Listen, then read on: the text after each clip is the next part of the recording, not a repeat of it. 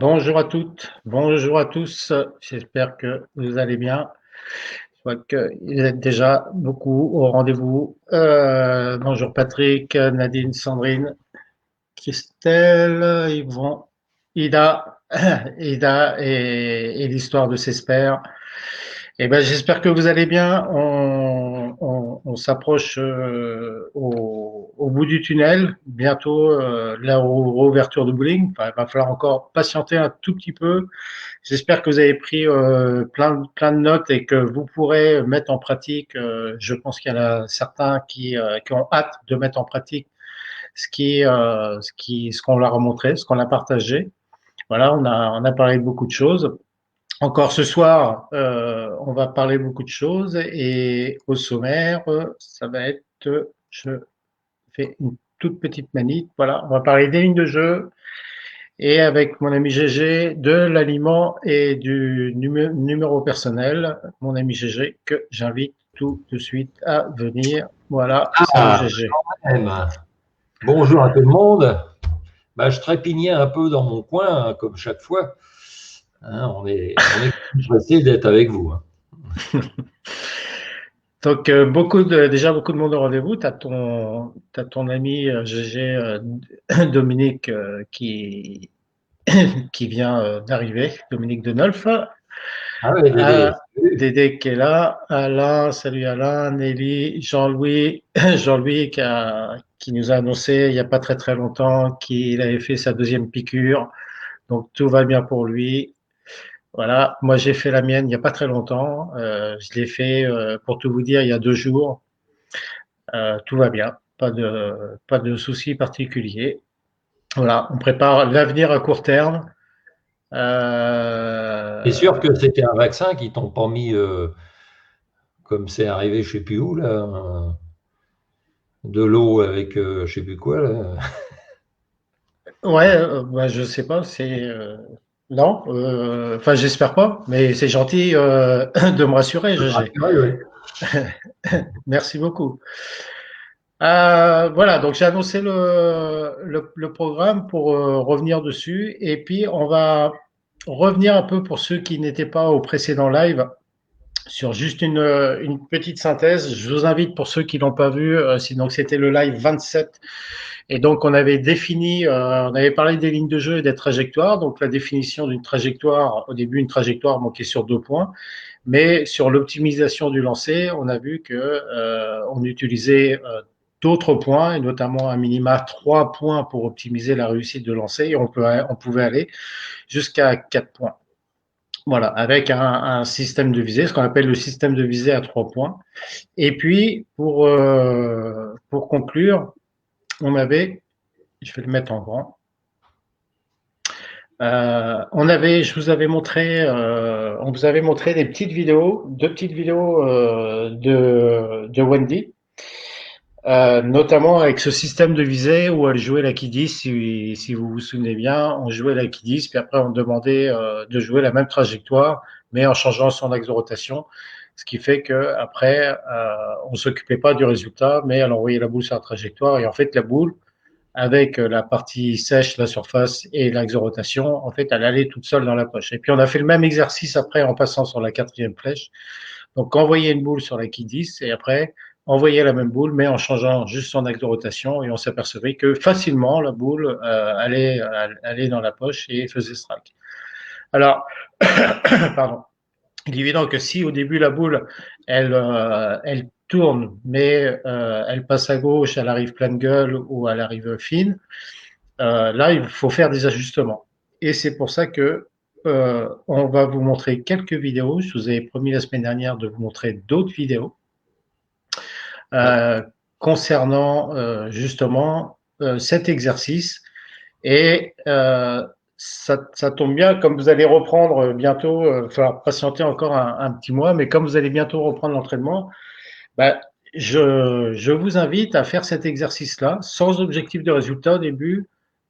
Peut-être ça me fait penser là à l'instant, GG, c'est qu'on pourrait peut-être faire sur le prochain live juste une petite présentation de 3 diapos, toi, de conseils Je te le dis maintenant parce que après moi je vais zapper. Donc comme ça, je le fais en direct avec plein de témoins. Deux, trois slides avec des conseils pour la reprise.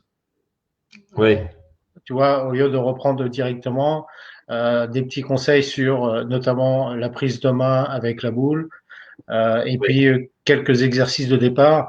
Ne vous précipitez pas à lancer des boules et ne soyez pas dans des émotions négatives. Si vous avez l'impression que vous savez plus jouer ou si la boule est lourde ou autre, vous inquiétez pas, c'est quelque chose qui est normal. Mais on vous fera deux petits slides. Je compte sur GG qui est au niveau du matériel notamment, qui va vous donner des bons conseils. Ah, vous inquiétez pas, c'est comme le vélo, ça s'oublie pas. C'est clair. Donc deux petites vidéos pour commencer direct. Euh, Donc, il faut que je revienne sur ma présentation. Voilà. Donc, la vidéo de gauche, je vais la mettre en route. La joueuse, euh, l'objectif, c'est de lancer une boule. La consigne, c'était de lancer une boule sur une trajectoire, sur la première flèche notamment, et de jouer la quille 10. Alors, je vais la mettre en route. Voilà. Donc, elle a une boule de strike. Hein. Voilà. Donc, c'est en boucle. Donc, elle joue avec une boule de strike. L'objectif, c'est de jouer une trajectoire qui soit première flèche. Et donc là, déjà, ça a un avantage, c'est que ça l'oblige à lâcher la boule à zéro. Je ne sais pas pourquoi ça s'est arrêté. Voilà. Et donc, elle réussit parfaitement la consigne. C'est-à-dire, elle lâche à zéro.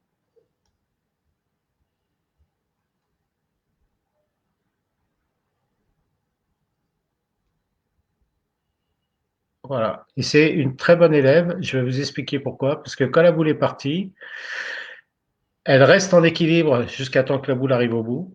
Et non seulement ça, vous allez remarquer elle va regarder son pied, où est-ce qu'il est positionné à l'arrivée. Et ça, c'est un point qui est important. On en reparlera après. GG vous en parlera notamment sur le nombre personnel. C'est d'observer où est-ce que le pied est arrivé. Là, et là, hop, je jette un coup d'œil où mon pied est arrivé. La deuxième vidéo, donc même consigne, tu joues la quille 10 avec la même boule, mais là, tu vas modifier ton axe de rotation.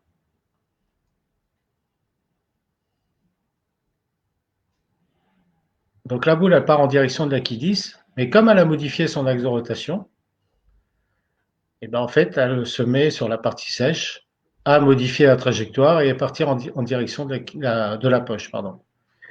Et donc là, vous voyez qu'il n'y a pas le strike, mais à elle derrière, donc il n'y a pas une troisième vidéo, mais à elle derrière de modifier l'ajustement nécessaire, donc peut-être moins de vitesse, peut-être plus d'axe, peut-être modifier la surface, peut-être modifier un petit peu la ligne de jeu, de faire un 2-1 vers la Ouais. droite, je ne sais Un pas. décalage parallèle ou Voilà, donc il gauche. y a plein de possibilités, mais après, une fois qu'elle a fait son ajustement, c'est de recommencer la même procédure en disant je vais jouer la quille, Ouais.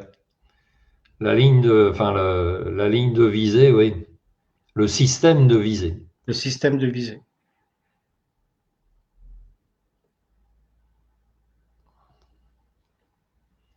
Voilà. L'autre vidéo, donc il y a six petites vidéos. C'est un joueur, donc la piste. Donc là, c'est ses premiers lancers. Il ne connaît pas la piste. Hein. Donc je lui dis voilà, bah, en fait, l'objectif final, c'est de mettre la boule dans la poche et de faire strike. Donc il n'y a pas beaucoup d'huile. C'est même, je ne sais même pas si ça a été, si c'était rehuilé, je crois pas. Donc la première boule, il va la lancer.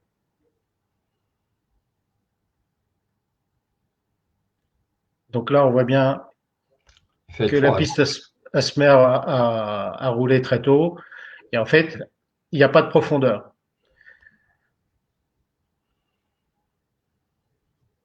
Alors, je lui laisse un deuxième lancer. Je lui dis, voilà, on fait un peu l'analyse. Et je lui dis, voilà, bah, en fait, la boule, elle prend pas de profondeur. Donc, je l'oblige à garder la même boule pour qu'il puisse faire des ajustements par son jeu technique. Hein, c'est ce qu'on verra la semaine prochaine.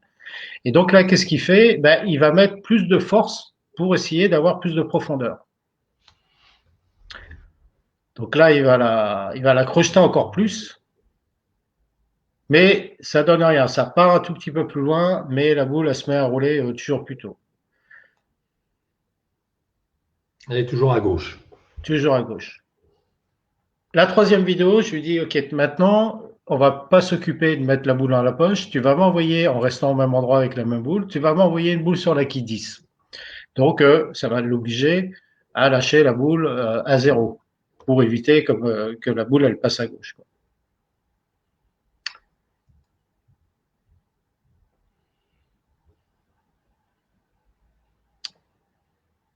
Voilà, lancer réussi. Bon, à part qu'il a fait rigole avant, mais lancer réussi, ce qu'il faut quand même encourager, parce qu'il a réussi à lâcher la boule à zéro et d'avoir une trajectoire droite. Donc là, ce qui est intéressant sur ce genre de lancer, c'est que déjà, la boule apprend de la profondeur. Et comme lui, il est tellement exigeant, bah, qu'est-ce qu'il me dit? Bah oui, mais la boule n'est pas dans la poche. Oui, mais tu peux remarquer quand même que là, la boule, elle part loin. Donc maintenant, tu vas jouer la même trajectoire, mais tu vas juste modifier un peu ton axe de rotation de façon à ce que la boule, elle se rapproche de la poche. Donc là, il va jouer la même trajectoire, mais il modifie son axe de rotation. Et qu'est-ce qui se passe? Avec la boule, elle commence à se rapprocher de la poche. Donc, sans enjeu de résultat, de vouloir contrôler la poche, lui, il a envoyé la boule sur la qui 10, il a juste modifié un peu sa trajectoire, et là, il s'est aperçu que la boule, elle part bien en direction de la qui 10, mais elle commence à se rapprocher de la poche. Vous voyez un peu la réaction à la ligne de faute qu'il peut avoir, c'est qu'il est toujours déçu, en fait.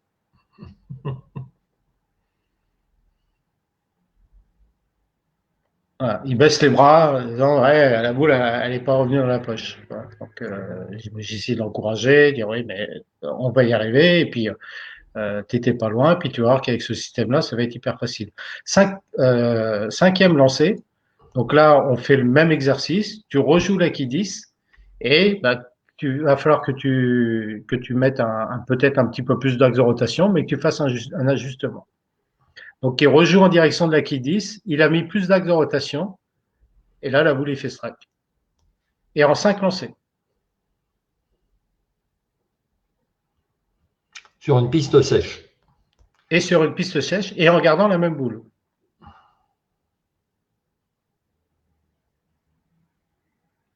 Et le sixième lancé.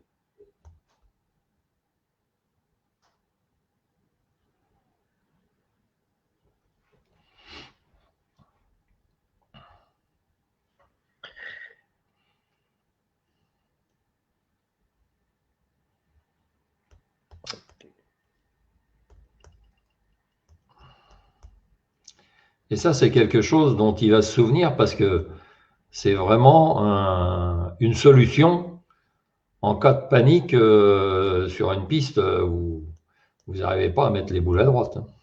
Ouais, c'est clair. Je vais juste revenir sur la première vidéo. Non, la deuxième vidéo.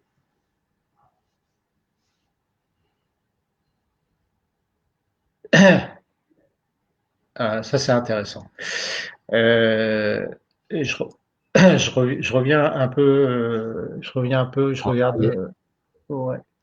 Ouais, parce qu'il y a une chose qui est intéressante, c'est quand on va observer, faut que je revienne sur mon PowerPoint, excuse-moi.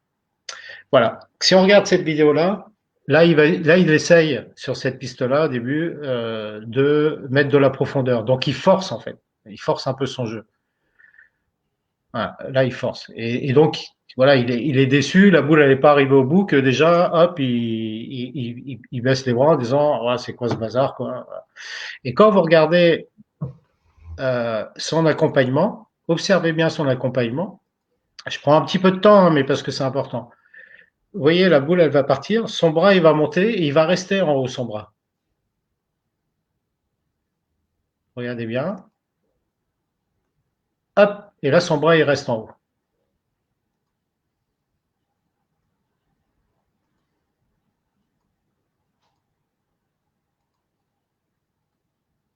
Là, il reste en haut. Là, il reste en haut. Maintenant, avec le système, là, et je vais revenir sur la dernière vidéo, regardez bien son geste et notamment son accompagnement. et peut-être plus flagrant sur Ah bah, il y celle-là a plus encore. de relâchement, hein. Ouais, et peut-être encore plus flagrant sur celle-là. Regardez ce qu'il fait, et ça, je lui ai pas demandé de le faire, et ça, il le faisait pas au début. Regardez au début comment il relâche le bras en direction de la trajectoire. Là, il est dans la visualisation. Et regardez son bras à l'arrivée. Là, hop, et son bras redescend. Ça veut dire qu'il est dans le relâchement. Et quand on est Mhm. dans le relâchement, la boule, elle part beaucoup plus loin, avec plus d'énergie et plus d'efficacité. Vous voyez la différence de jeu?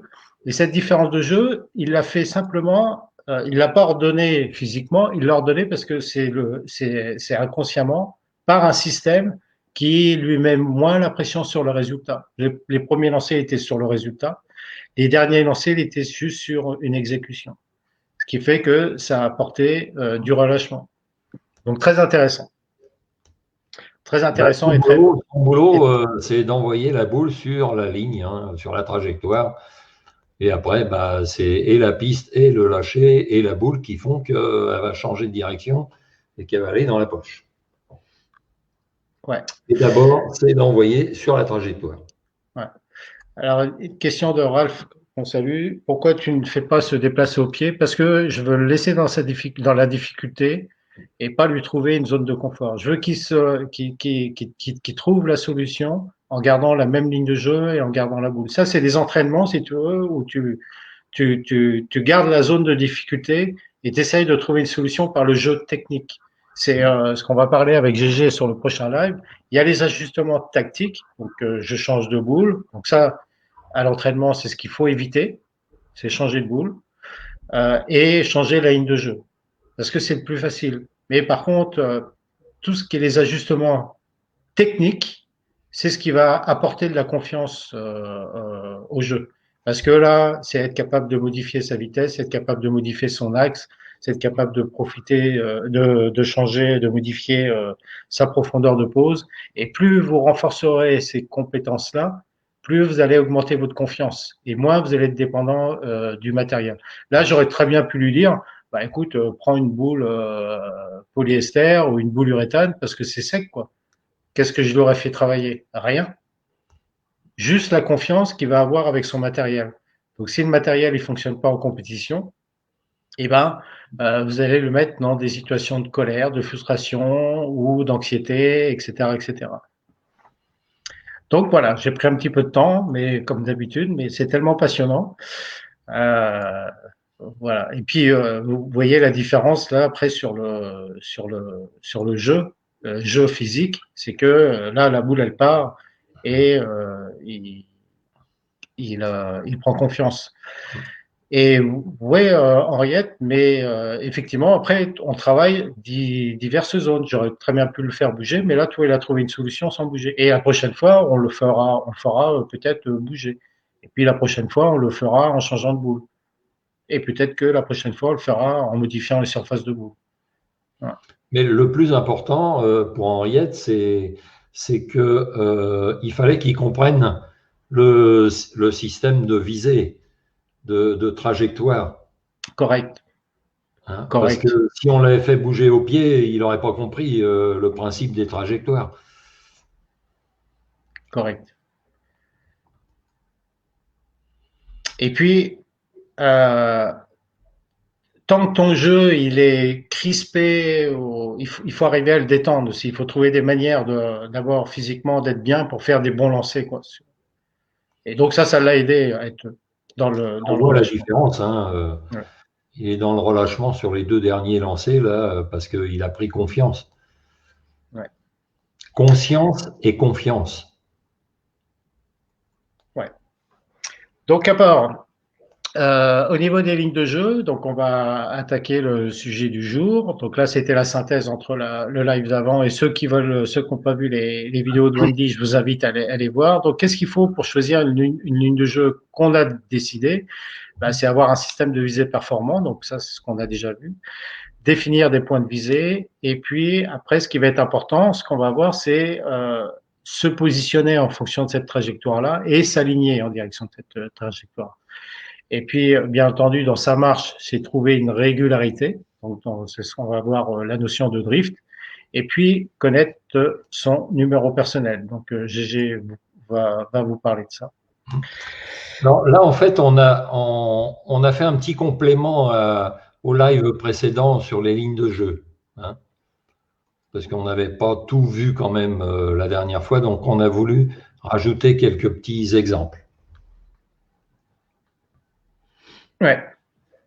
Donc, la méthode la plus simple, celle qu'on va maîtriser le plus, c'est de définir les deux points pour trouver sa trajectoire. Une fois qu'on a décidé d'une ligne de jeu, bah, on définit une trajectoire. On l'a vu, une trajectoire droite, comme vous venez de voir sur les vidéos, et d'envoyer la boule sur cette trajectoire droite. On ne s'occupe pas du résultat.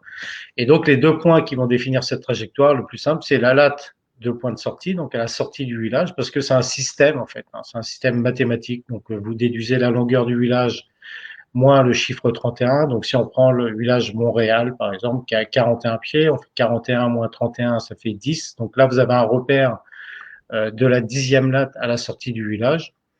Et puis, une latte au niveau des flèches qui va définir le launch angle. Donc, le launch angle, si vous prenez une ligne de jeu 10-10, donc 10 au point de sortie et 10 au niveau des flèches, là, le launch angle, il est de 0. Ah, il y a pas, c'est ce qu'on appelle l'angle d'entrée. Si on joue une ligne de jeu 15 au niveau des flèches et 10 au niveau du point de sortie, le launch angle, il va être de 5, en fait. Donc voilà. Donc ça c'est l'angle d'entrée. Et puis moi ce que je vous conseille, c'est commencer par jouer des trajectoires en ligne. C'est quand même plus simple. Donc pour le Montréal là, donc on va faire 10-10. Et puis après, en fonction de la réaction de la boule, soit elle rentre beaucoup, elle passe à gauche, soit elle va tout droit. Ben là, vous pouvez faire les premières modifications qui sont les plus simples, c'est changer la ligne de jeu ou alors changer la boule, ou encore changer la surface de boule. Donc, si la boule elle arrive un peu pleine ou à gauche, ben là, je vais garder la même boule, par exemple, et puis je vais me décaler vers la gauche pour jouer 13-10, 13 aux flèches et 10 à la sortie. Donc ça, c'est le plus facile et c'est le plus simple à faire. GG, je te laisse parler. Oui, ouais, alors après, après avoir discuté avec Armand Lavru, et j'ai été obligé de reconnaître que j'avais oublié quelque chose, et j'avais oublié de parler de ce système qui est légèrement différent, qui consiste à définir une ligne de jeu par un repère aux flèches et un repère au breakpoint. Donc ceux qui n'ont pas l'habitude, le breakpoint, il n'est pas facile à déterminer, en sachant que c'est la latte la plus à droite de la trajectoire pour un droitier et la plus à gauche de la trajectoire pour un gaucher. Donc il faut être capable de discerner quelle est cette latte, hein. Donc ça, c'est un petit travail qui demande un peu de temps, mais c'est réalisable. Donc c'est vrai que c'est plus utilisé par le haut niveau que la latte de sortie et la latte aux flèches. Voilà. Et donc, ce qui est intéressant dans ce système, qui est préconisé par l'USBC, c'est qu'on peut arriver à déterminer, à partir de ces deux repères, arriver à déterminer la latte de pause, parce que celle-là, elle nous intéresse fortement. Parce qu'une fois qu'on connaît la latte de pause, on sait où on doit arriver à la ligne de faute avec le pied d'appui, le pied de glisse, hein. Donc l'USBC a mis un système, a utilisé un système qui, en général, donne de bons résultats. Donc, c'est un petit calcul, hein, vous allez voir, c'est assez rapide. Donc, on prend la latte aux flèches. Dans l'exemple de gauche, c'est la latte 18. La latte du break, c'est 10. On fait une soustraction. 18 moins 10, ça fait 8 lattes de différence. On rajoute ces 8 lattes aux 18 du repère aux flèches et ça nous donne 18 plus 8, 26. Ça veut dire que la boule, il faut qu'on la pose 26. Après, vous connaissez votre écart boule-pied, ou si vous ne le connaissez pas, à la fin du live, vous saurez comment le mesurer. Eh bien, vous savez où vous devez arriver. Et ça, c'est quand même important de savoir où on doit arriver, hein, pour respecter une ligne de jeu. Donc, dans un premier temps, je vous conseille d'utiliser la méthode précédente parce que c'est plus facile de déterminer la latte de sortie en faisant la longueur du village moins 31 et la latte au niveau des flèches. Et au fur et à mesure, vous allez vous apercevoir que votre latte au breakpoint, elle est légèrement différente en fonction de l'importance de la trajectoire que vous donnez à votre boule. Elle va être légèrement différente de la latte de sortie. Sauf si vous jouez 10-10, bah forcément, le break, il sera aussi très certainement 10. Ok. Et la semaine dernière, on a fait une visio avec tout le collectif Senior Homme et on leur a demandé quel était leur paire de visée. Donc, c'est enfin les deux repères qui forment la trajectoire. Donc, eux, c'est flèche, break, tous. Ouais. Après, Mais il y en a je vous certains déconseille de commencer par celui-là. Hein. Commencez par ouais, la latte de sortie et aux flèches, hein, c'est plus facile. ouais. Euh, Après, la difficulté du point de sortie, c'est que on est toujours sur un élément invisible. Et quand on va prendre un village à 41 pieds, par exemple, c'est difficile de définir la fin du village à 41 pieds, où est-ce qu'elle est. Donc après, il faut, parce que la vision, elle va être différente selon, par exemple, déjà si on est grand ou si on est petit, on n'a pas le même champ de vision. L'éclairage, les couleurs. L'éclairage, les couleurs, et puis l'interprétation de soi-même sur la notion de distance. Donc, il faut apprendre à trouver des repères et à s'habituer. Alors, sur les pistes Pro Avilaine, c'est assez facile avec les lattes qui sont marquées sur les Les pistes. rangefinder. Les rangefinder, ouais, tout à fait. Et sur les pistes AMF ou sur les pistes Pro Lane, ces marques n'y sont pas. Donc, il faut arriver après, avec expérience, vous pouvez vous positionner à la ligne de faute et vous pouvez utiliser les repères des capots ou les repères de la lumière aussi de temps en temps. J'avais lu un article où il y a des repères de lumière qui étaient à peu près toujours identiques. Mais après, vous pouvez aussi vous fier aux flèches et puis faire des prolongements. Hein, si vous avez l'habitude de jouer deuxième flèche, bah, vous prolongez la deuxième flèche et vous voyez la dixième latte, vous la voyez, vous pouvez la discerner à 40 pieds, c'est-à-dire aux 2 tiers de la longueur de la piste. Ouais. Hein, Ça, servez-vous ça, de ces repères aux flèches. Hein. ouais, ça répond à Philippe qui me fait une petite remarque, qui pense qu'il est plus facile de voir le break que la sortie du village qui peut quelquefois ne pas être visible, surtout sur les pistes cubiques.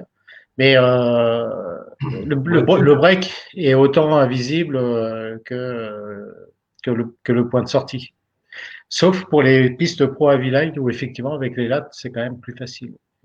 ouais, mais lui, Philippe, il parle comme ça parce que pour lui, c'est plus facile de déterminer le break parce qu'il a beaucoup de trajectoires.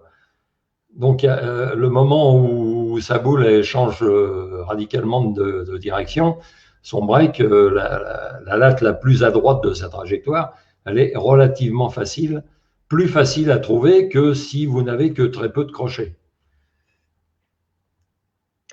C'est clair. Et c'est pas nécessairement conseillé d'avoir une latte, une boule qui traverse beaucoup de lattes. Bah, c'est pas toujours le plus efficace, non? Ça Et, dépend de la vitesse, hein, Philippe.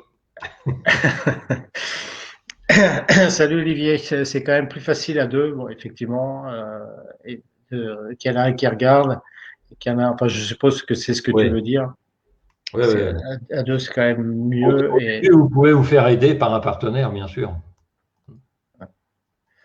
Et donc, il confirme, c'est pour ça qu'il dit avec beaucoup de courbes. Alors, la diapo d'après, là, on va parler d'alignement et donc la méthode classique. Euh, je pense que la plupart d'entre vous peut-être le pratiquent. C'est qu'on marche en direction de la trajectoire qu'on a choisie. Donc là, vous voyez sur le dessin qu'on vous a mis, donc une ligne de jeu 10-10 sur la première complètement à gauche. Donc là, je marche en direction de cette trajectoire. Et si je dois me décaler, donc à chaque fois, je me réaligne en fonction de cette nouvelle trajectoire. Ce qui est intéressant sur ce schéma, c'est que vous voyez la piste est divisée en deux. Donc vous avez la partie tout au fond qui est proche des quilles la dernière partie où la boule change de trajectoire pour aller dans la poche. Et puis vous avez la première partie de la piste où on trouve bien, comme on vous l'expliquait, la partie droite. Et donc on s'aligne en direction de cette partie droite et on joue en direction de cette partie droite. Et comme le disait Christian, il y avait une remarque pour mes jeunes. Je leur demande de se focaliser sur une trajectoire qui se termine sur une quille. Donc ça, c'est ce qu'on a vu la semaine dernière.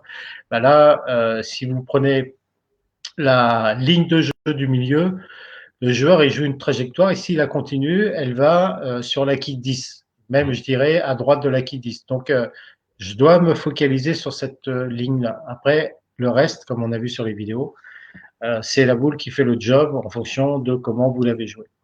Voilà. Mais ça, ce qu'on peut voir quand même, c'est qu'avec ce système qu'on nous a appris, avant on nous disait toujours faut marcher vers ta ligne de jeu, c'est que le bas du corps et le haut du corps sont alignés dans la même direction.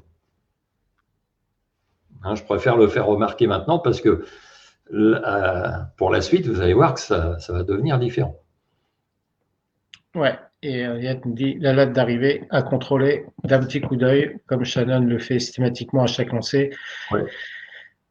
Je ne, bah, faudrait vérifier, mais si vous vérifiez pas votre pied à l'arrivée où est-ce qu'il est positionné, c'est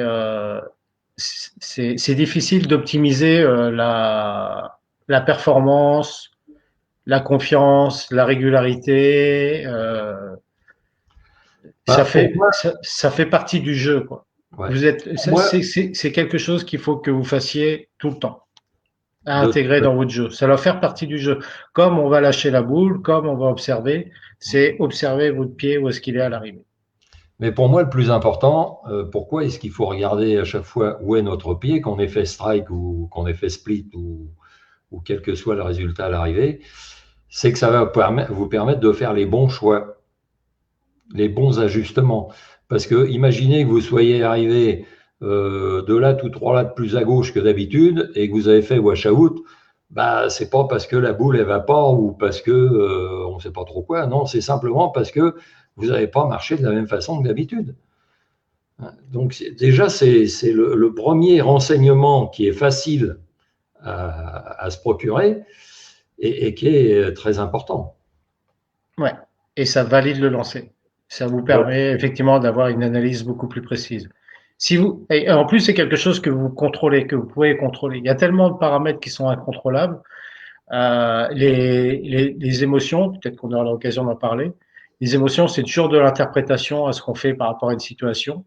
Et c'est toujours parce qu'on veut essayer, bon, il n'y a pas que ça, mais la majorité des émotions, par exemple le stress ou l'anxiété, c'est qu'on veut maîtriser des choses qu'on ne peut pas contrôler, qu'on ne peut pas maîtriser. Alors que là, vous avez un élément qui permet de valider votre lancer, qui permet concrète, que vous pouvez maîtriser, donc intégrez-les dans votre jeu, comme l'équilibre, comme ça justifie d'être en place à la ligne de faute, d'être équilibré, mais c'est un moyen de contrôle, intégrez-les dans votre jeu. C'est quelque chose d'objectif, voilà, c'est ça, c'est juge de paix, c'est une information importante. Je vais revenir sur la diapo. Et il y avait une question de Stéphane. Du coup, ceux qui jouent en courbe ne marchent pas en suivant les lattes, mais marchent donc en diagonale. En fait, Stéphane, là, ce qu'on vous a présenté, c'est la première méthode, la méthode traditionnelle qu'on avait. Donc, c'est de toujours marcher en direction de la trajectoire qu'on vise. Donc, effectivement, si tu joues en courbe, si tu joues des lignes très à gauche pour écarter vers la droite, par exemple, là, tu marches en direction de ta trajectoire. Donc, vers la droite. En diagonale. Pour un droitier. C'est ce que Philippe fait notamment. C'est ce qu'on nous a tous appris. Ouais. Ça fait 50 ans que je joue au bowling. Ça fait peut-être 10 ans, non, peut-être un peu plus quand même, allez, 15-20 ans, que je parle de marcher droit et plus vers la ligne de jeu. C'est assez récent. Ouais. Alors Olivier, il nous fait une petite remarque. Quand le drift change, le lâcher aussi. Donc le passage aux flèches n'est plus le même. C'est-à-dire que quand le drift change, le lâcher il peut changer, mais c'est pas une obligation. Il peut rester le même. Mais par contre, bah, ça modifie la trajectoire. Et on va le voir Ouais. après sur l'exercice avec le papier, qui est assez Parce que intéressant. c'est une Mais réaction instinctive. Hein, je suis d'accord ouais, avec Olivier, ouais, mais ça ne ça marche pas pour tout le monde. non, Donc il y a des gens, des joueurs qui ont des réactions instinctives, et moi j'en suis un en particulier. Mes partenaires, ça les faisait rire, parce que je lâchais jamais deux boules de suite pareilles, mais elles arrivaient toutes dans la poche, parce que je fonctionnais en réaction instinctive. Mais ça marche pas avec tout le monde. Hein. non. Ok. Alors l'autre méthode, ce qu'on appelle méthode évoluée. Donc GG Ouais, nous moi, l'appelait je l'appelle le char d'assaut. Hein. GG nous l'appelait le char d'assaut. Voilà. Donc en fait, le bas du corps marche en direction dans le sens des lattes, donc marche droit. Et le haut du corps, par contre, s'oriente en direction de la ligne de jeu. Donc, comme vous voyez sur le schéma, donc la ligne de jeu du dessous, on joue une ligne de jeu 10-10, plus Donc là, précisément c'est parallèle. 11-11. Et donc là, ça change pas par rapport à la méthode traditionnelle. On marche en direction de la trajectoire, mais dès qu'on monte la ligne de jeu, une trajectoire en courbe. Donc là, vous voyez en jaune, hein, les 3 points jaunes, c'est la boule qui change la direction. Donc je marche droit, mais le haut du corps est orienté en direction de la trajectoire. Donc le balancier. Hein. Donc le balancier. Donc là, sur cette diapo-là, et on va voir des vidéos, c'est que, je ne sais pas si vous voyez très bien, sur les deux photos du haut, en fait, donc c'est Rod Ross avec le copain Shannon O'Keefe d'ailleurs, Brian O'Keefe. Et donc le bas du corps en fait ne bouge pas. Le pied, Ah, donc la zone en rouge, ça bouge pas. il aligne toujours le bas du corps. Et le haut du corps, en fait, il l'aligne en fonction de la trajectoire, mais le bas du corps, lui, ne change pas. Et donc vous voyez sur les photos du bas, donc il y a le retour du balancier. Donc les flèches en bleu, c'est la direction du bas du corps, et le haut du corps, c'est la flèche jaune où j'oriente en direction de la trajectoire. Voilà. Donc, Alors, la plupart d'entre vous utilisent très certainement ce système sans s'en rendre compte. Hein. Alors, il n'est pas question de dire que l'un est meilleur que l'autre.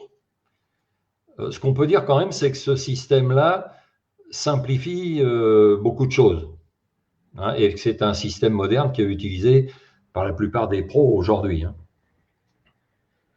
Mais si vous marchez vers la ligne de jeu, parce qu'on vous a toujours appris à jouer comme ça, continuez. Hein. ouais.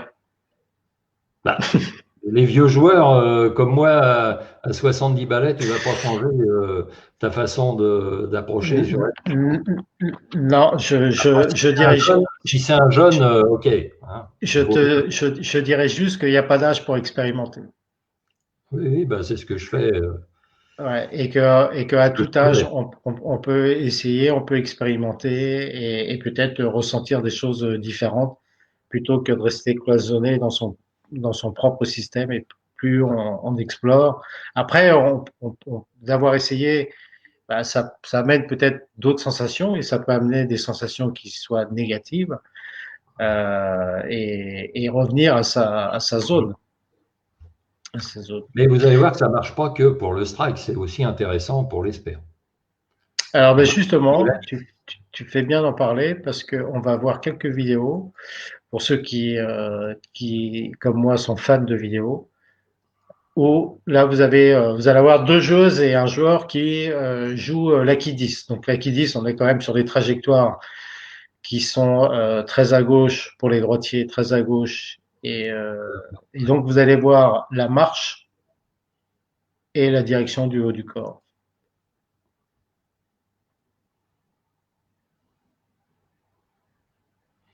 Alors, vous voyez qu'elle arrive très à gauche et que son balancier et le haut du corps, il est orienté vers la quille. Elle n'a même pas marché droit, elle a marché légèrement vers la gauche. Ouais.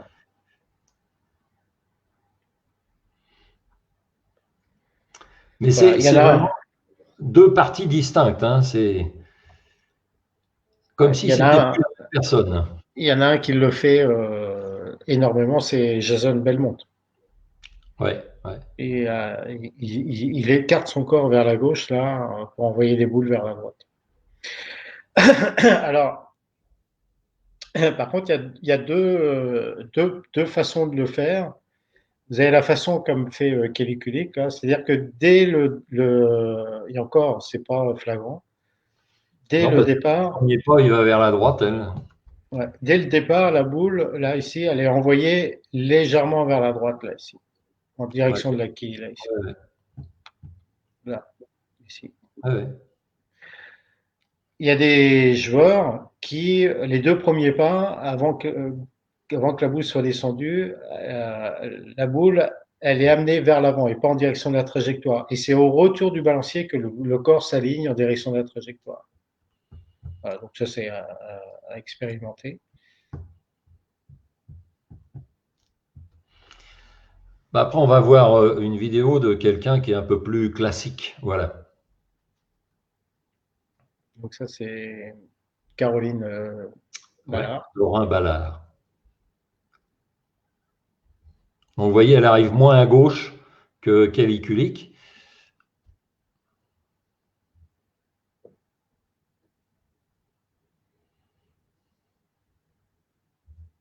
Mais le pied de départ arrive sur la même latte à l'arrivée. Ouais, pratiquement. Donc une marche droite sur le bas du corps et le haut du corps qui est orienté en direction de la trajectoire. On voit bien que le balancier, il est orienté vers la droite. Hein. Hmm.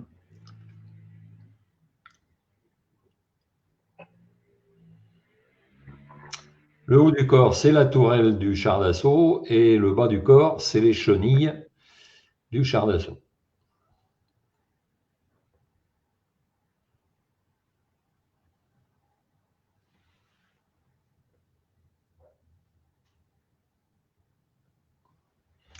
Donc l'avantage, c'est que ça permet de croiser davantage encore pour jouer la 10. Alors, par rapport à ta remarque là tout à l'heure, G, je vais revenir sur nous. C'est sur cette vidéo comme sur Ah, les lui, autres vidéos il d'ailleurs, marque vers la gauche. Hein, lui. ici, donc là, l'objectif c'est la qui 10. Donc, il passe au niveau des flèches sur Entre 5 et 6. entre 5 et 6. Hein. Imagine, tu traces une ligne qui part de la qui 10, qui passe sur la cinquième flèche, on va dire sur la cinquième flèche, et tu la fais remonter ici, là. Ben, en fait, tu te retrouves sur la piste d'à côté, Ah si tu bah mets oui. une trajectoire à droite. Donc, ça veut dire que si tu marches en direction de ta trajectoire et que tu es sur une piste impaire, c'est impossible si tu marches droit. Ah oui, faut...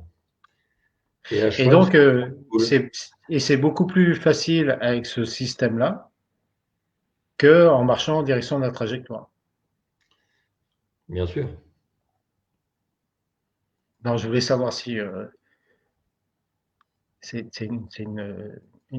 te taquine, je voulais voir si je t'avais convaincu. Euh, Donc voilà. Après, vous imaginez effectivement si vous devez tracer une trajectoire qui part de votre objectif et vous la faites remonter sur l'approche, ben, vous verrez que des fois, c'est impossible de marcher en direction de la trajectoire. Voilà. Et donc, ben, on vous conseille de l'expérimenter et vous allez vous apercevoir de la facilité que je le souhaite pour vous, que ça peut avoir de jouer sur ce modèle-là. Alors, je vais te laisser commenter maintenant la plupart des diapos qui vont venir. Je vais regarder en attendant s'il y a des commentaires. Alors là, c'est en fait l'explication un petit peu hein, pourquoi. Voilà, on nous a toujours appris à marcher vers notre repère, mais en fait, on s'aperçoit qu'aujourd'hui, la plupart des joueurs de haut niveau, ils marchent tout droit. Alors, marcher tout droit, c'est quoi? Bah, c'est Si on part, par exemple, comme sur la photo ici, la joueuse elle est partie 22e latte et elle est arrivée 22e latte. Hein, et vous voyez bien qu'elle a envoyé la boule vers la droite. Elle est passée 12 ou 14 aux flèches. Donc, on sépare vraiment la partie approche de la partie trajectoire de la boule. Tout à fait. Alors, ça a des avantages quand même. Hein. Bah, vas-y, reviens sur la diapo précédente. Voilà. Donc, pour le calcul du drift, c'est vraiment beaucoup plus facile, hein, déjà. Parce que quand on marche en biais vers sa ligne de jeu pour calculer le drift, c'est pas toujours évident. Et puis, quand on connaît la latte sur laquelle on doit poser la boule, eh bien, on connaît la latte sur laquelle on doit arriver et donc la latte sur laquelle on doit partir. Sauf si on a un drift, hein, c'est ce qu'on va voir après. Ouais. Ça permet d'ouvrir davantage la piste, hein, vous avez vu. On arrive plus à gauche de la piste, donc on a, en particulier pour jouer la 10, hein, on a plus de marge. Et il y a aussi un bienfait dont on parle jamais, c'est que vous aurez moins tendance à écarter le coude, hein, au moment du lâcher. Hein, c'est un défaut que nous, les anciens joueurs, on avait beaucoup. Voilà, ça a beaucoup d'avantages. Ça simplifie beaucoup de choses. Ouais, ça simplifie et puis plus c'est simple, plus c'est facile à répéter. Voilà. Et puis ça évite des calculs un peu trop complexes où à un moment donné on oublie qu'il faut quand même envoyer la boule sur la trajectoire et être performant et que la scorabilité ne tient pas de calcul. Donc c'est important pour revenir d'intégrer dans votre jeu effectivement cette notion où est-ce que mon pied est à l'arrivée. C'est essentiel. Ouais, C'est ouais. essentiel. Il y a une petite remarque là de Yvon qui dit certains joueurs prennent la boule de strike pour fermer la 10 à la place de la boule droite. Quelle est la meilleure solution? Donc Philippe t'a donné la réponse, celle qui marche. C'est Ouais, il clair. a raison, Si, Philippe. Mais la plupart des joueurs professionnels le font, mais parce qu'ils maîtrisent le lâcher à plat. c'est ça. Moi, à l'entraînement, mes joueurs, je leur ai toujours demandé de prendre leur boule la plus agressive pour jouer la 10. Parce que c'est la meilleure façon de travailler le lâcher à plat. Hein, si vous tournez un tout petit peu la main, la boule, elle tourne, hein, et vous ne la faites pas. Mais vous n'avez pas à vous prendre la tête à faire comme les pros. Si vous ne savez pas lâcher à plat, jouez pas avec votre boule de strike, hein, jouez avec une boule polyester. OK. Ah oui. Il y a Dédé qui nous dit le plus important est de bien maintenir son écart boule-pied Ouais.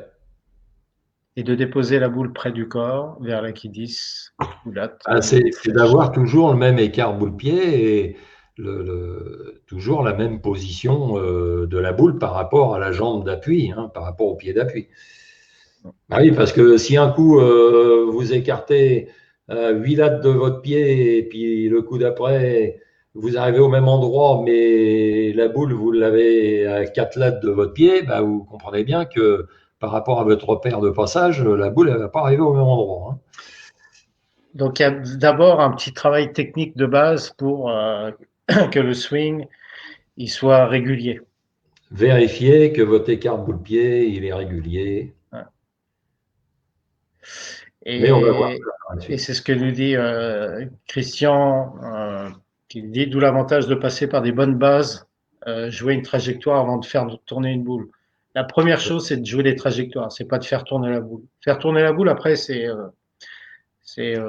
relativement facile. C'est Mais pas d'abord, apprendre à jouer des trajectoires droites, et après, on va s'occuper de faire tourner la boule avec le lâcher. Et si, c'est un peu je sais pas ce que tu en penses, Gégé, mais c'est un peu le défaut des débutants, c'est qu'au début, on essaye de faire tourner la boule, donc qu'est-ce qu'on fait? il Ben, faut tous faire la boule. on tourne le bras là, ici, et sauf que, on donne pas la bonne énergie et on crée des défauts. Donc au début, il faut apprendre à lâcher à zéro et à jouer des boules droites, des trajectoires droites. Après, il suffit juste, une fois que vous savez faire ça, il suffit juste de modifier ça. Et là, vous allez modifier votre trajectoire. Ok, donc la diapo d'après, on va parler justement de l'écart boule-pied. Donc, et du numéro Et personnel. Et du donc, drift. le numéro personnel que GG va vous expliquer après. Donc, pour calculer ce numéro-là, il va falloir connaître deux choses, son écart boule-pied et puis son drift, si jamais on a du drift. Et le drift, est-ce qu'il va euh, vers la ligne de jeu ou il va à l'extérieur de la ligne de jeu. Donc, GG va nous parler de tout ça. Et déjà, dans un premier temps, donc de l'écart boule-pied. Voilà, donc là, on a une ligne de jeu qui est représentée. Et notre écart boule-pied, c'est quoi? Eh bien, c'est l'écart entre la latte sur laquelle se trouve le centre de la boule et la latte sur laquelle se trouve l'intérieur de votre pied d'appui. Donc là, on voit par exemple que Eric, avec des chaussures de râtelier, est sur la 20e latte. Vous voyez, la 20e latte, elle est sous sa chaussure. Et le centre de la boule, il se trouve 5 lattes plus à droite. Donc, il a un écart boule-pied de 5 lattes. Alors, on verra tout à l'heure que, contrairement à tout ce qu'on nous a appris par le passé, en l'occurrence, lâcher la boule au niveau de la cheville, eh bien, il est préférable de lâcher la boule au-dessus de la cheville, parce que sinon, bah, on ne peut pas avoir un écart boule-pied réduit, hein, parce que bah, sinon, on s'enlève la cheville. Hein. Donc, si vous regardez le lâcher des pros, ils n'ont pas 5 lattes ou 6 lattes pour la plupart d'écart boule-pied. Ils ont beaucoup moins que ça. Et donc, l'importance de connaître cet écart boule-pied et d'être constant. Il y avait un écart il y avait une remarque de Claude là qui nous disait si l'écart boule-pied n'est pas constant, c'est souvent un problème de timing. Oui, c'est C'est un problème souvent, d'équilibre. Hein. C'est à l'arrivée, vous n'êtes jamais en place de la même façon. ouais, c'est souvent effectivement un problème qui peut être lié en effet, comme tu dis, au timing. Si je suis en retard, en fait, je ramène la boule et Ouais. puis qui peut créer de l'inconstance. D'ailleurs, en passant, merci Claude pour le superbe document que tu nous as fait sur la synthèse du matériel. Euh, pour ce qui est de la petite remarque d'Alain qui dit que c'est pas Eric, il est gaucher, sache Alain Si, si, mais que Eric, il lâchait les boules de la main droite aussi. Hein. je joue des deux mains. Voilà, donc j'ai appris à jouer des deux mains parce que quand tu montres un exercice, et là je vais parler, je vais en profiter parce qu'il y a des éducateurs qui sont présents avec nous, Jean-Marc, Serge, Claude, et j'en oublie certainement plein d'autres. C'est que quand on est éducateur, il faut apprendre à jouer des deux mains. Parce que demain, si vous tombez sur un gaucher ou si vous tombez sur un droitier, si vous faites une démonstration de la main droite et que c'est un gaucher, bah, c'est pas terrible en termes d'interprétation. Je ferme la petite parenthèse, Alain. Merci d'avoir fait la remarque. Mireille qui nous dit salut Mireille, je comprends pas s'il y a moins de 5 lattes, est-ce qu'on va pas se fracasser la cheville? Je me doutais, je me doutais. J'ai bien dit qu'il fallait lâcher la boule au-dessus de la cheville, c'est-à-dire Ouais, plus près du tibia. Parce qu'effectivement, il y a des joueurs qui ont jusqu'à 3 lattes et demi, 4 lattes d'écart boule-pied. Donc, ils ont quand même une cheville, ces joueurs-là. Hein. ouais. Il y a même des joueurs, alors c'est un peu exceptionnel, mais qui ont un écart boule-pied de zéro. Là, ceux qui arrivent sur le mauvais pied. Non, il y en a un qui était comme ça, peut-être pas qu'il avait zéro, mais peut-être qu'il avait une latte ou deux lattes. C'est Phil Scamel. Je sais pas si tu te souviens de ce Ah, joueur-là, si, je le joueur anglais. Et en fait, lui, il ramenait la boule au-dessus du pied, quoi, au retour du balancier. Donc, il ramenait la boule sous le Et puis, corps. à ce moment-là, si tu veux, leur jambe n'était pas comme ça. La jambe, elle était comme ça. Ouais. Et il avait une inclinaison des épaules. Et donc, ce qui fait que la boule, il l'a ramenée vraiment sous la tête, mais à gauche de la tête. Et après, le bras est parti sur la droite. Donc là, tu as un écart boule-pied qui est pratiquement de zéro, en fait. Ouais, ça doit être deux. Voilà. Mais on vous demande pas d'avoir un écart Non. boule-pied, mais il est évident, comme dit Gérard, c'est que ou Tom Plumel aussi, Dédé, il nous dit, Voilà. Mais plus, en tout cas, la boule va être près, alors on dit la boule va être près de la cheville, mais près du corps et sous le corps, et plus vous allez être capable de mettre de l'énergie plus facilement. Voilà, tout à fait. Loft, non, loft, c'est la profondeur de pose de la boule.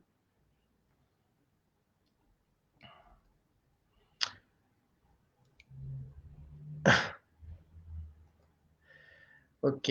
Je ne sais plus si j'avais pas une petite remarque à faire par rapport à ça. Mais c'est pareil, c'est à vous d'expérimenter, hein. Vous verrez, en faisant ça en statique à la ligne de faute, bien sûr, hein, pas en faisant une approche normale, sinon vous allez vous enlever la cheville.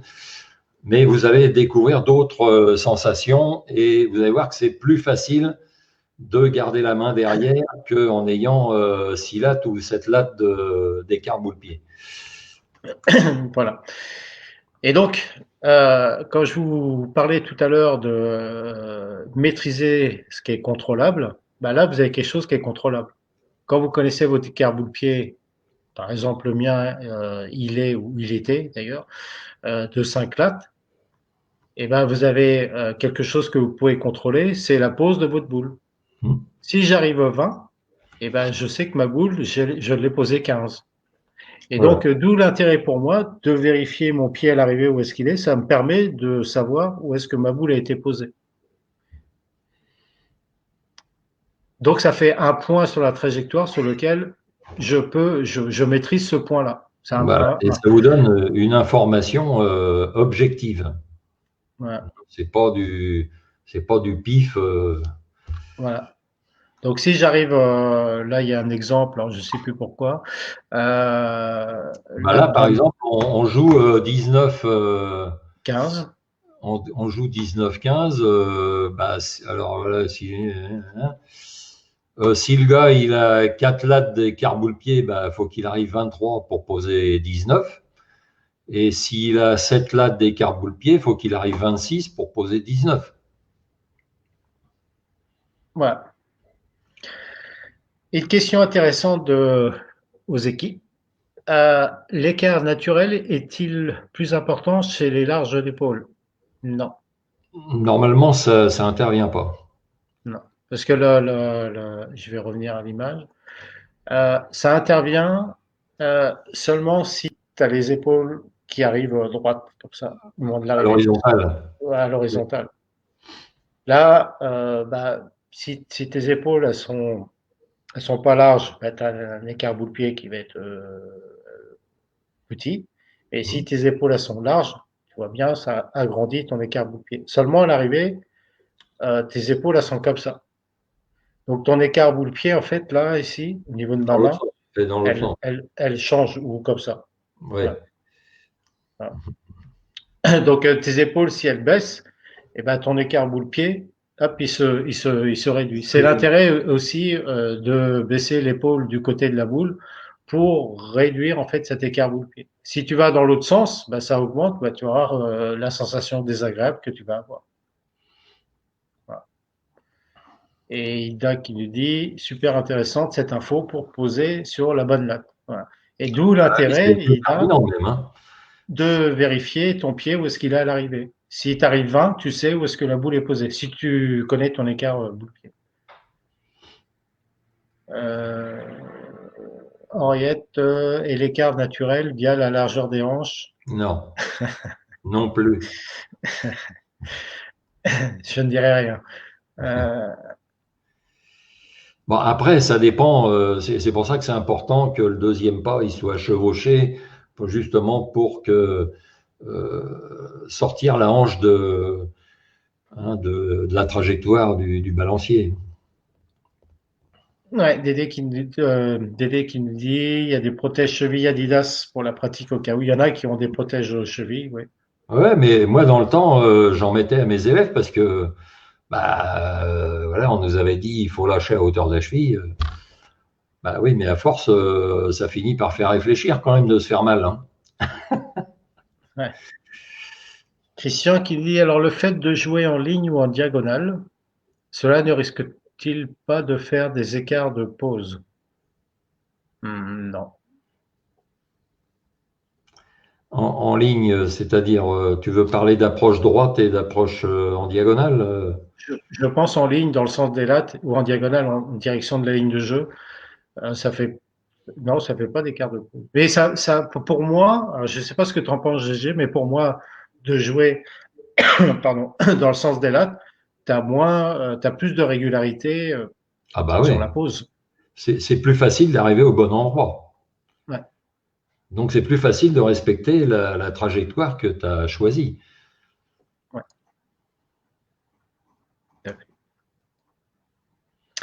Alors, Mais je comprends que vous exerce. me posiez des questions. Il faut Oui, expérimenter, oui. vous allez voir la différence tout de suite. Ouais. Non, mais c'est bien de poser des questions parce que ça permet de mieux comprendre après et on peut comprendre les questions qui arrivent et l'incertitude et pas de souci par rapport à ça. Donc, on va vous montrer comment justement on peut vérifier son écart boule-pied. Donc là, vous posez une feuille de papier A4 ou vous pouvez en poser plusieurs à la suite. Donc, à partir de la ligne de faute, Suivant votre longueur de pause. euh, voilà, vous pouvez en mettre une, vous pouvez en mettre deux.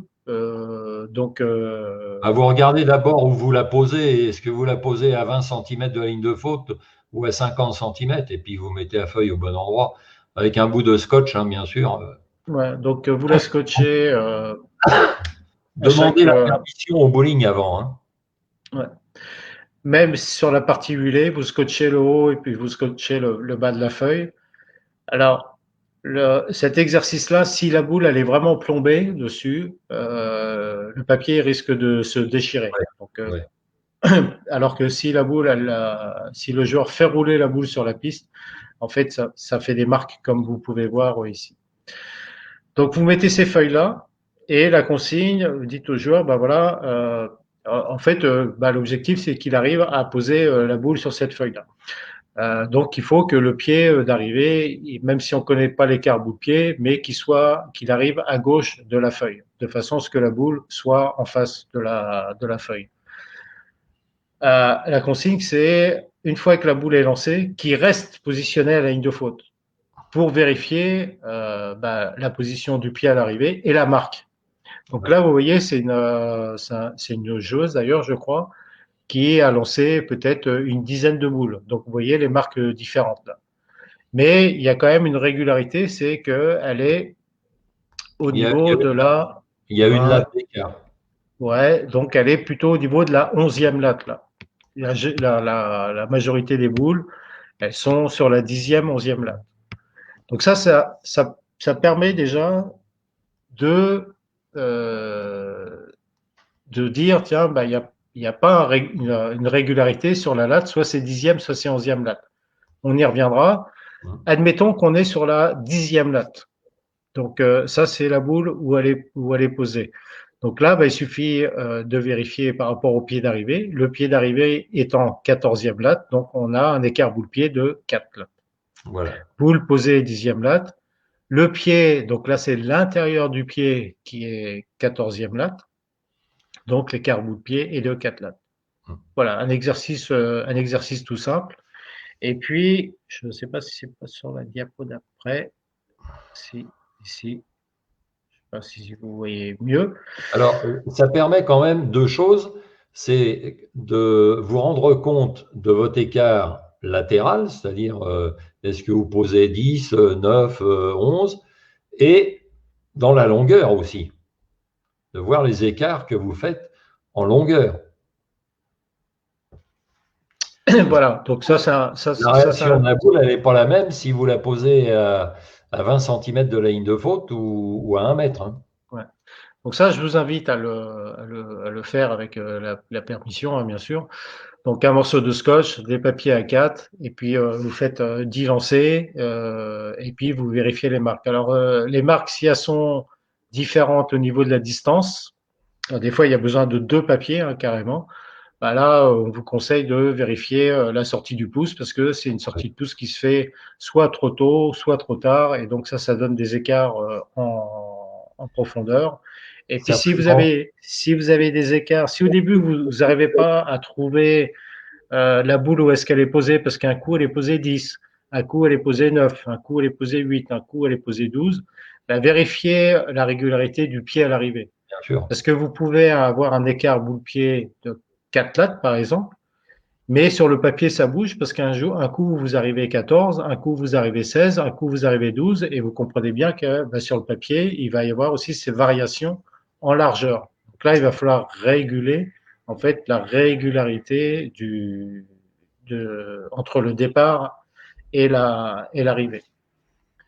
Alors, si c'est dans le sens de la longueur, soit c'est votre timing qui n'est pas régulier, soit c'est votre trou de pouce qui est trop grand, hein, ou pas ajusté comme il faut. Et donc, le lâcher, c'est jamais le même.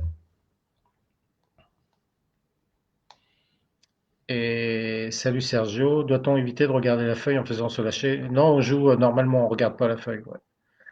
Ouais. Ça permet aussi de déterminer la pose de la boule, si elle est régulière, et où est-ce qu'elle est. Est-ce qu'elle est proche de la ligne de faute ou est-ce qu'elle est loin?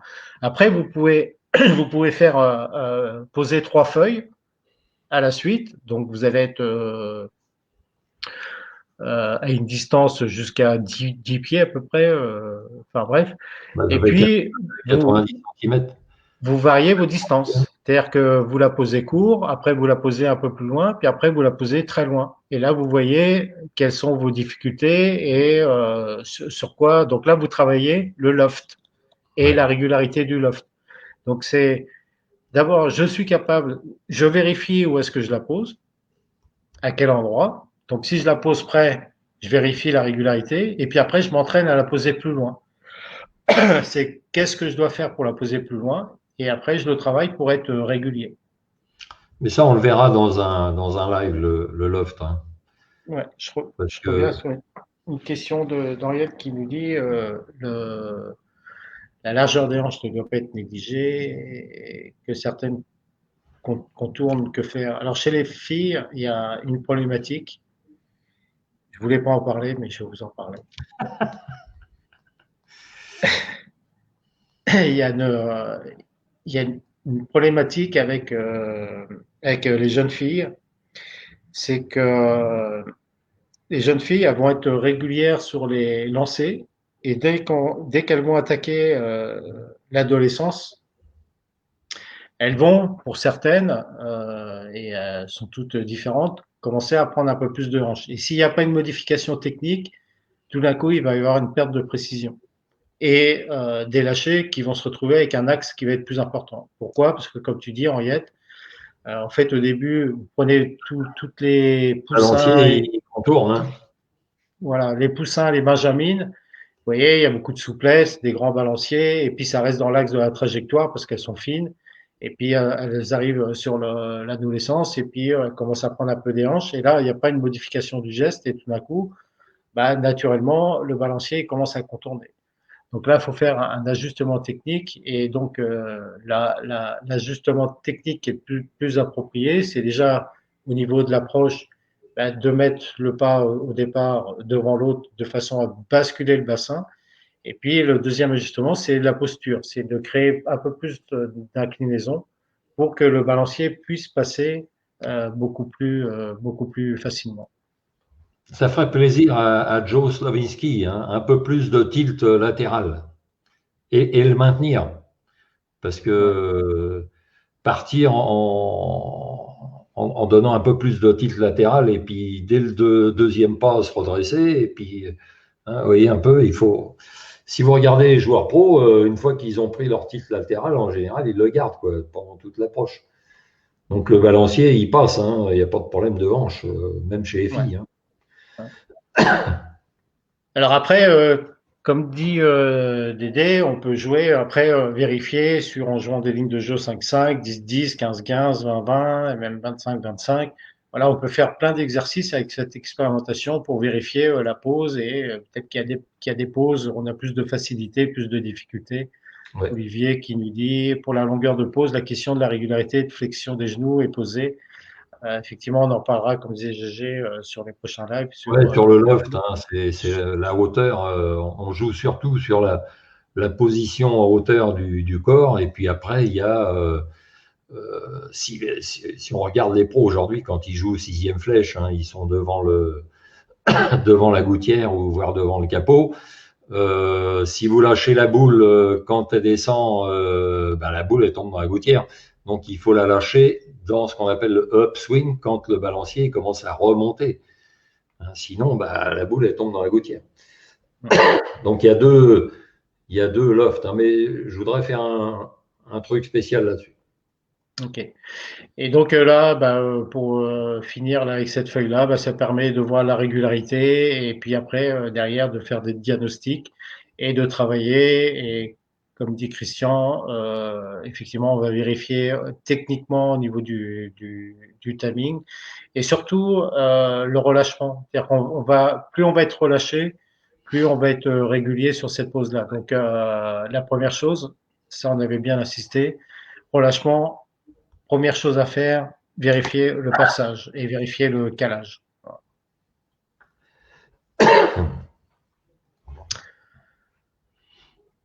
Le drift GG? Oui, allez. Donc, voilà, en fait, c'est un écart, on voit hein, sur le petit dessin. Son approche aurait dû arriver au bout de la flèche verte et en fait, il est arrivé sur la flèche rouge. Donc là, il a un écart entre l'endroit où il devrait arriver et l'endroit où il arrive. Alors, tout de suite, hein, pour éviter les mauvaises compréhensions, le drift, c'est pas quelque chose de grave. C'est pas quelque chose de grave s'il est régulier. S'il est régulier, ne vous préoccupez pas de votre drift. Voilà, le principal, c'est de faire toujours la même chose. Oui, c'est de maîtriser son drift en fait. Voilà. Donc là, en fait, on part du principe qu'on marche droit. Hein.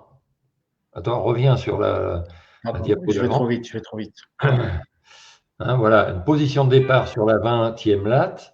Donc le gars, il aurait dû arriver 20e latte. Mais il est arrivé 23e. Hein, c'est l'exemple là qu'on voit d'Eric. Bon, c'est pas de sa faute, hein, il est gaucher, donc forcément, quand on le fait jouer de la main droite, c'est moins bien. Alors, donc, il a 3 lattes de drift vers la gauche, pour un droitier. Donc, on a défini l'écart boule-pied. Hein, c'est 4, 5, 6, ça peut être 7, ça peut même malheureusement être 8. Donc, on note hein, sur votre petite feuille, vous notez votre écart boule-pied, vous notez votre drift, et à partir de ces deux valeurs, on va pouvoir calculer votre numéro personnel. Alors, il est intéressant ce numéro personnel, il n'y a pas beaucoup de gens qui s'en servent, hein, je vous le dis tout de suite, parce que si on marche droit, eh bien ça vous dit, une fois que vous savez sur quelle latte vous devez poser la boule, vous savez tout de suite sur quelle latte vous devez partir, et avec votre écart boule-pied, sur quelle latte vous devez arriver. Donc là, je vous ai fait un petit croquis le plus simple. On joue 10-10. Il faut poser la boule 10. Le gars, il a un écart boule-pied de 6 et il a un drift de 2 lattes vers la gauche. Donc on fait 6 moins 2, 4. Son numéro personnel, c'est 4. Donc, il va se positionner 14 pour arriver 16 puisqu'il a 6 lattes d'écart boule-pied.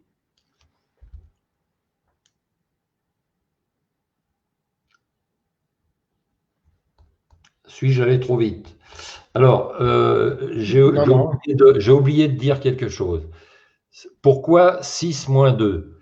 C'est parce que son drift s'écarte de la ligne de jeu. Vous voyez, pour un droitier, le gars, il s'écarte vers la gauche. S'il s'était rapproché de sa ligne de jeu, c'est-à-dire s'il avait marché vers la droite et qu'il avait, par exemple, 2 lattes de drift vers la droite, son numéro personnel, ça aurait été 6 plus 2, 8. Donc, il serait parti 18 pour arriver 16, puisqu'il marche de 2 lattes vers la droite. C'est QFD. Voilà, hein, on ne va pas essayer d'aller plus loin, ce n'est pas quelque chose de compliqué, c'est simplement qu'il faut comprendre que si on s'éloigne de la ligne de jeu, si on marche vers l'extérieur de la ligne de jeu, il faut retrancher le drift à l'écart boule-pied. Et si on marche vers la ligne de jeu, il faut ajouter le drift à l'écart boule-pied.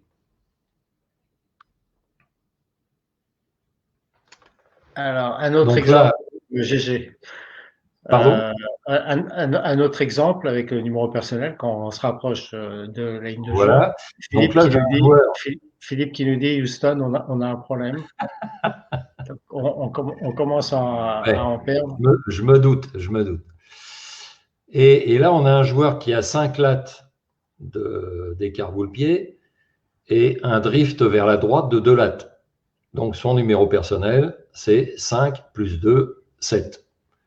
Donc vous voyez, il part 17 pour arriver à 15 et poser 10. Tout part de la latte sur laquelle on doit poser la boule, hein, puisque c'est ça qu'on doit respecter. Et pour respecter ça, eh bien, on tient compte de son écart boule-pied et de son drift. Voilà. Et un autre exemple. Et là, j'ai un autre exemple. Donc là, c'est une ligne de jeu plus ouverte, hein, 15-12. Et donc, je dois la poser 15. Ça veut dire que là, mon numéro personnel, c'est 5 moins 3, 2. Donc 5 d'écart boule-pied, 3 lattes de drift vers la gauche. Mon numéro personnel, c'est 2. Donc, je vais partir 17 pour arriver 20 et poser 15.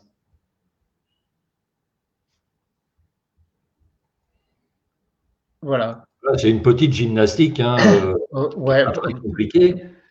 petite GG, pas pour tout le monde, je pense. En tout Oui, cas, pour moi, je sais bien que pour moi, c'est pas petite. Hein, la première fois, oui, même pour Eric, mais c'est normal, il est gaucher. Mais la première fois qu'on vous parle de ça, je sais bien que c'est un petit peu perturbant. Voilà, donc ça s'est un peu calmé sur le chat. Hein, ça, ça, ça a dû fumer. Alors, il y en a quand même, Christian qui nous dit c'est clair. Jean-Marc qui nous dit c'est hyper important pour le calcul de sa ligne de jeu, comme vu précédemment. Philippe qui nous dit donc lui, il est parti, Philippe, il est des nôtres, il a dû C'est s'en l'heure de aller. l'apéro. Donc voilà. Euh, après, je ne sais pas si c'est parce que je suis gaucher, mais moi, si je connais mon écart boule-pied, qui est de 5 par exemple, si je me dis, voilà, bah, je vais jouer 10-10, moi, dans ma tête, c'est clair, il faut que j'arrive 15. Voilà. Donc, enfin, moi, je me fais cette méthode-là. Toi, Donc, tu le fais à l'envers. Tu le je fais à sais, l'envers. voilà, je sais qu'il faut que j'arrive 15. Donc, comme j'ai trois lattes, pardon, d'écart vers la gauche ou vers la droite, à partir de ce moment-là, je me positionne pour arriver 20. Moi, je me focalise en fait sur l'arrivée, où est-ce que je dois arriver, quoi. Et toi, tu enlèves ton drift à ta valeur, enfin à la latte sur laquelle il faut que tu arrives. Voilà, c'est ça. Bon, il le fait à l'envers. Hein. Moi, ça ne me dérange pas. Le principal, c'est que ça marche. Hein.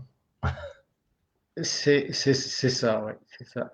Et Eric est jaloux, Oui, c'est pas t'as pas tort. compliqué. C'est vrai qu'il a des petites difficultés de ce côté-là. Ouais. Et c'est pas de la jalousie. Hein. Je vais vers la simplification. Moi. Mm. Donc, Henriette qui nous dit surdéterminer son écart boule-pied, son drift va t'aider dans toutes tes stratégies et c'est très faisable. Merci Henriette pour Non, mais c'est vrai, Henriette. Au début, ça paraît rébarbatif, mais c'est pas plus compliqué que le reste. Hein. C'est pas faux. C'est pas faux. En tout cas, il faut, parce qu'on est arrivé à la fin de notre live, il faut s'entraîner. Il faut, et ça, c'est quelque chose que vous pouvez Expérimenter. déjà, c'est quelque chose que vous pouvez déjà expérimenter chez vous. En tout cas, le marquer sur un papier. Moi, ce que je ferai, comme après ce document-là, vous allez l'avoir, c'est le revoir et le marquer sur un papier. Voilà, en dessinant des lignes de jeu, par exemple avec un écart, des types d'exercices. J'ai un écart bout de pied de 23. On va voir qui l'a.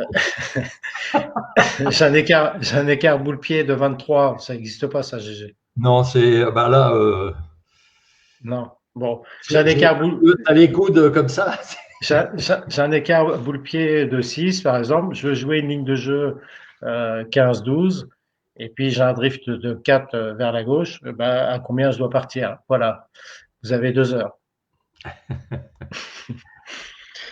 Voilà, mais vous pouvez vous entraîner et ben, quand vous allez arriver à l'entraînement, et donc on n'oubliera pas, GG, il pense sur les premiers conseils, mais de la rouverture des bowling.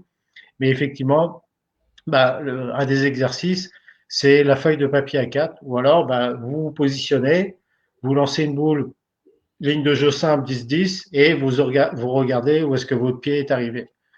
Alors, Soit si vous vous voulez arrivez pas, 10, si ouais. vous arrivez 15 par exemple, bah, vous relancez une boule et vous vérifiez que vous arrivez bien 15 tout le temps. Ça, c'est la première chose avant le numéro personnel, c'est de vérifier si vous marchez régulièrement. Voilà. Sinon, Et après, si vous voulez pas utiliser de feuille de papier parce que ça fait des marques sur la piste, enfin, vous pouvez utiliser votre femme.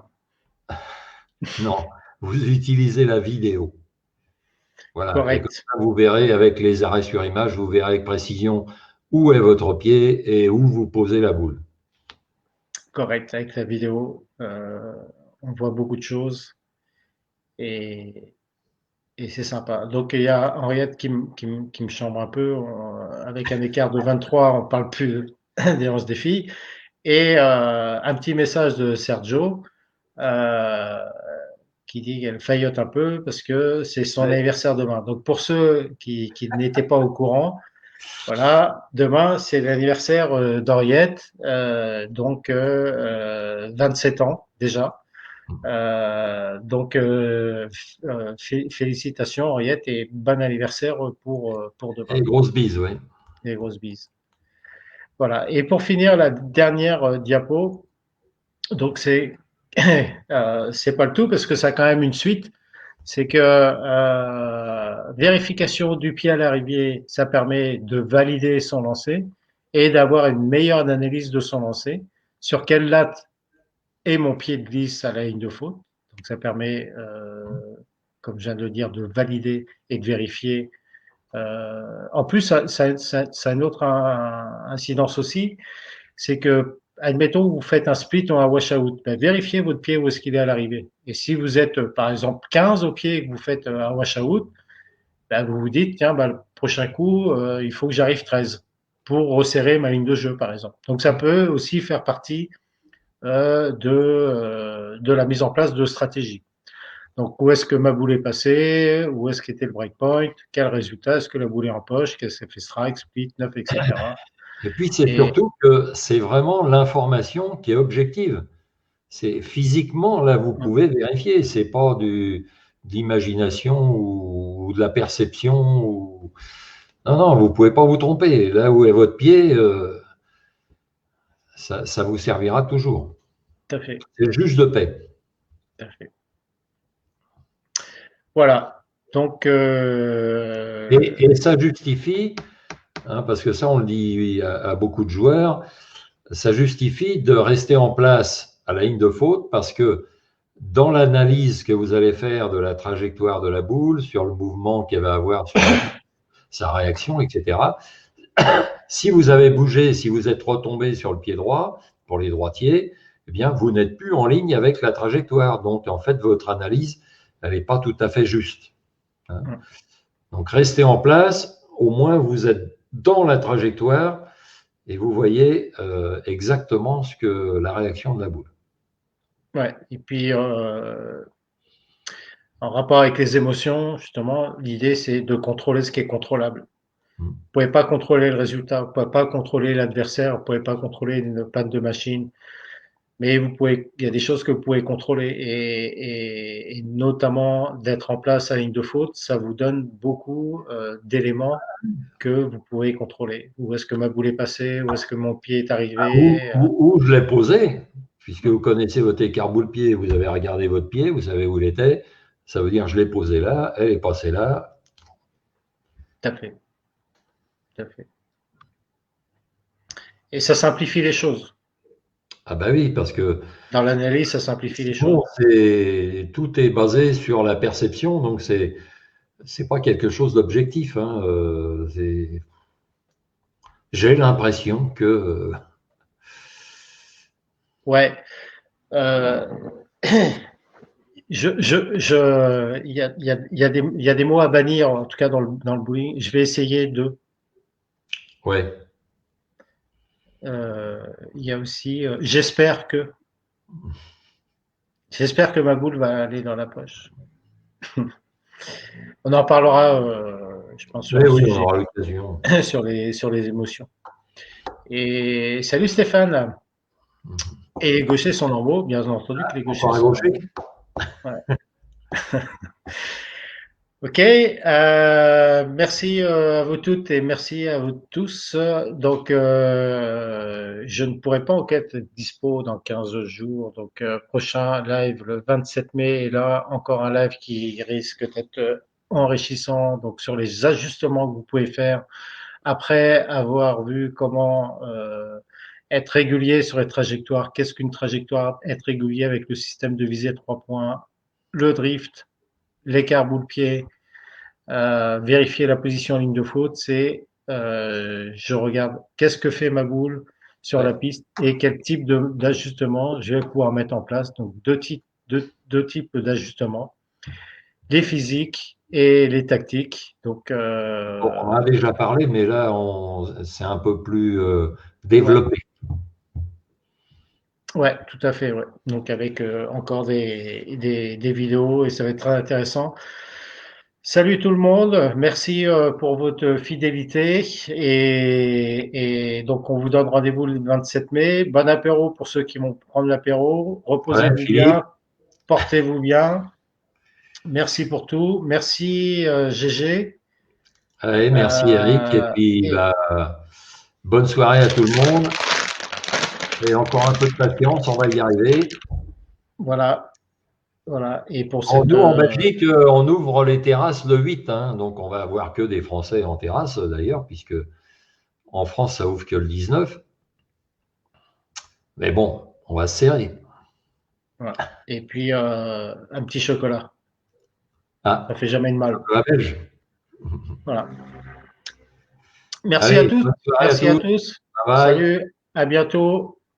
Merci pour tout, merci pour votre fidélité. Mettez des petits commentaires si vous voulez et on fera je vous demanderai de faire un petit sondage sur des questions, sur des thématiques que vous souhaiterez avoir sur nos lives. Portez-vous bien, à N'hésitez pas bientôt. à poser des questions, hein.